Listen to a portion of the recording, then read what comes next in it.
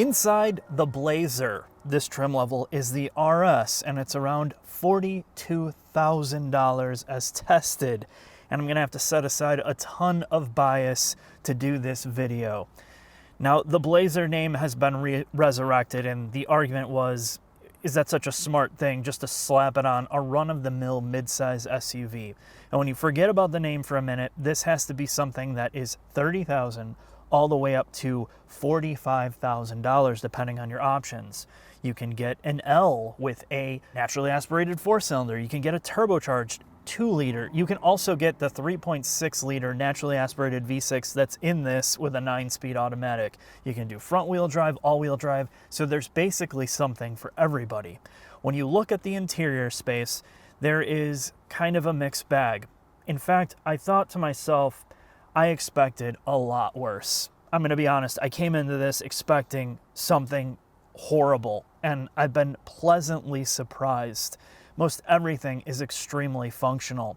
The upper part of the door panel is really solid. All the knobs, buttons, and switches, or the switches, are easy to get to, with the exception of the liftgate release, which is in a strange position where you would put a bottle. Every time I put my metal water can in there, when I'm parked, I accidentally hit to open the trunk, so that's kind of stupid, but everything else makes a lot of sense. And I thought, man, does my phone fit in the wireless charger perfectly? I have an LG V50, and then I look at it, and it's an LG wireless charger. So there's good implementation in terms of electronics in here. You know GM went to some of the right people to do it, including the infotainment and some of the safety suite. The gauge cluster and the infotainment looks good. It's fairly simple to operate, with the exception of the gauge cluster and the drive mode system being horrendously slow to respond. If you turn the drive mode selector, there is probably a 5-second delay, and oftentimes you'll turn it and you don't even know what mode you're on until it delays. So again, it feels in some cases generations old, and in other areas like the dash layout, it looks really good. The upper plastics or vinyls look really solid. It doesn't look ultra cheap like some of the existing Ford products, and I would say this reminds me a lot of like the Ford Edge that I hated. Everything feels way better built in here, at least for a new car, and I'm gonna say that a lot during this. If you look at this on paper as a new product, as I'm testing it right now, everything seems to be pretty decent if you buy this for the right price. HVAC controls are reminiscent of what they did in the Camaro. All your physical controls are here for seat heaters, seat cooler, and your steering wheel heaters on the steering wheel itself. Pretty much everything is simple and not complicated at all to use, and that's one of the better parts of this. Seats, cargo capacity, feels pretty good. The seats don't have the greatest bolstering, and the leather on here feels, or pleather feels, very cheap. Like, you look at the brake and the accelerator pedal, the rubber pad that is on here looks like something they found from like 20 years ago that they just reutilized. So, you know, if you're looking upward, it's great. When you start looking down towards the places they cut costs, not so much. But let's take a look at this in the shop and see what the mechanical things are that they did.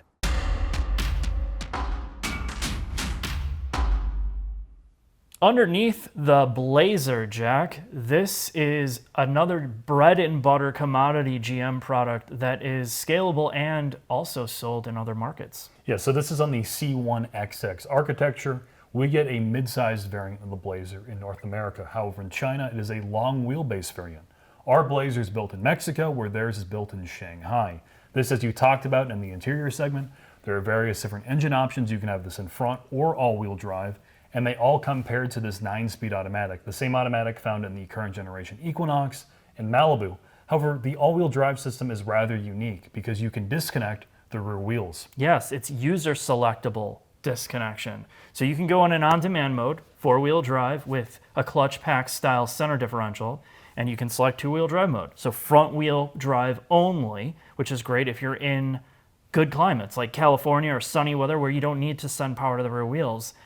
And you can switch it to an on-demand mode for 4-wheel drive, where it will divvy up the power as the computer sees fit based on the conditions. So that is interesting in this segment. The other thing to note is when you look at this compared to some of the competitors, there's no underbody coverings at all. There's no NVH panels, there's no aero panels. So My concern is this might be a little bit noisier to drive, and we'll find out during the drive segment. But everything else looks bread and butter. Steel everything. There's steel strut front suspension. Your rear is a multi-link, and the springs are separated from the dampers for packaging, better load floor, more cargo capacity in the back.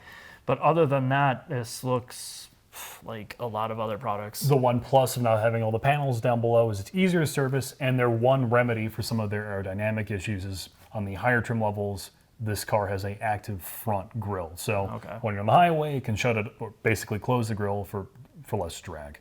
The last thing to say is once you get up in the trim levels like this, when you get the V6 option, the brakes, at least in my perception, don't have a lot of stopping power. If you are towing or if you're going downhill a lot and you ride the brakes, they fade extremely fast given the power of this and the weight. So it's one thing to notice on a test drive. Let's talk about towing really quick. It has a huge range in how much this thing can tow. It can tow as little as 1,500 pounds and all the way up to 4,500 pounds. And because this is the RS, the sportiest variant, this has a faster steering ratio. Okay, let's get this thing on the road and see how it drives. Enjoy.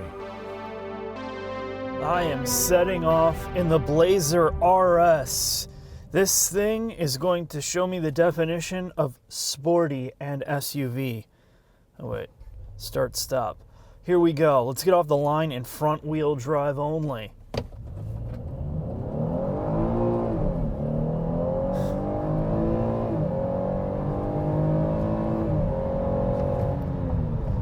This thing is incredibly quick. It picks up so much steam, and it's one of these engines that, well, it's naturally aspirated, so it tends to want to wind out. It has just enough torque at the start to be smooth, so when you're in front wheel drive mode, even with traction and stability control off, it doesn't have too much wheel spin. And there is some torque steer, of course, but that's all defeatable when you go from front wheel drive into sport mode. It goes into all-wheel drive, you get off the line.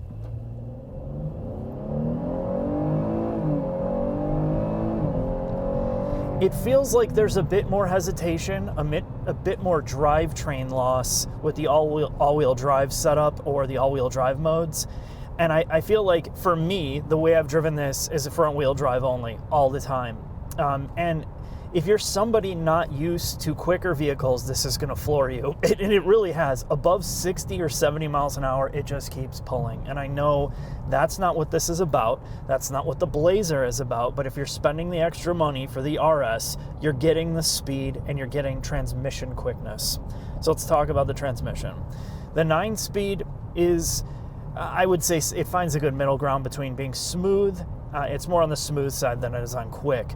You can't manually control, there's no paddles. There is an up and down selector on the shifter, but you have to go into low mode to be able to manually control it, and then it will hold gears. And the primary reason that you would use that is for downhill towing. It's not designed to be manually shifted all the time, and they have not made it that accessible to do so. So, traction.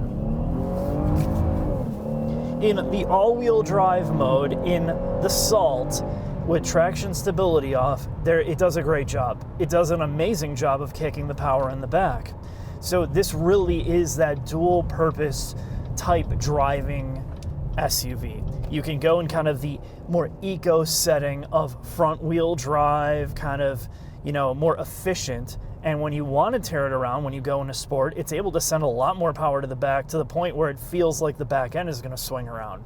Then, of course, you have the all-wheel drive modes for towing and, your off-road stuff, which you're never going to do on this. But the flexibility is there, and the tuning of the transmission and the all-wheel drive system feels really good on most day-to-day pavement driving. So let's talk about suspension. Suspension is kind of a big thing, right? You want something that is responsive without feeling like you're driving on bricks. And that's one of the things I was worried about with this. The ST Fords tend to be a little bit too firm for what it is. We're not kidding anybody. These are not sports cars or sports SUVs. You still want to have a good quality ride, and this does a great job. I think it's definitely on the softer side, but I wouldn't say it's couch-like. There's enough damping in the shocks to give you a good sense of control without it just doing one of these. It doesn't feel like it's got about 5,000 pounds of fat on it. And, you know, that's a great thing if you're going to use this every day. So the usability, drivability is exceptional here, and I love the V6. I love the V6 so much. It sounds good. There's no fake engine noise. There's no weird mechanical stuff, well, with the exception of start-stop always being annoying, which you can disable. Just listen to it.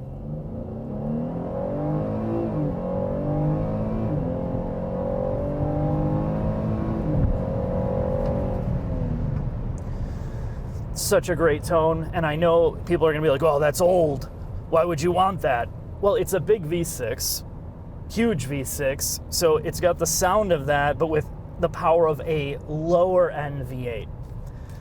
More than you could ask for in a vehicle of this type. The last thing is isolation. How quiet is it? And I think that's where it starts to be not quite on par with its price point. Because when you're talking about almost $50,000, you're talking about MDX category or territory, new MDX, and the new GV70 SUV that gives you way more luxury, better fit and finish, better interior quality, better electronics, basically better everything, but you trade off kind of this higher strung V6. That's really what you're buying this for at this price. And I'm gonna say, is it worth it? I think that's a good conversation for the final thoughts. Final thoughts on the Chevrolet Blazer. There's no doubt about this. I've had to look at this commodity SUV differently. And I'm going to start with the pros. You buy this almost 100% for the engine. And that is not a compelling reason to buy an SUV in this world. There is too much competition. You buy an SUV for interior, design, comfort, features, and aesthetic. And I feel like the straight answer is GM or Chevy kind of just phoned this thing in. They needed an updated mid-size SUV. They took a name that people know and they just plastered it on a run-of-the-mill product. And does that make it bad? No. I just think when you start getting up in the price range, in the $40,000+ range, there's way more options, and this is not it. Interior alone, this looks like a really low-end product. So I've seen modern GMs and Chevys do much better. This is not there. Probably it will be there when they refresh it, but for that reason, I would pass on it. Unless you're a total Chevy person where this is in your family, you work for them, you're going to come home with them, or you stumble into a Chevy dealership and they just discount the hell out of this thing for you. That's probably one of the few reasons that you would get this. If you do any type of cross comparison shopping, it's not the SUV you'd walk away with.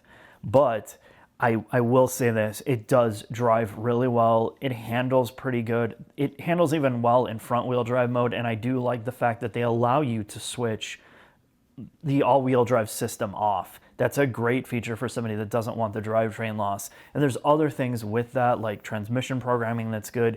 It's kind of like half there, but not enough effort was placed overall. But I'm going to leave it at that. Thanks for watching. I'll see you next time.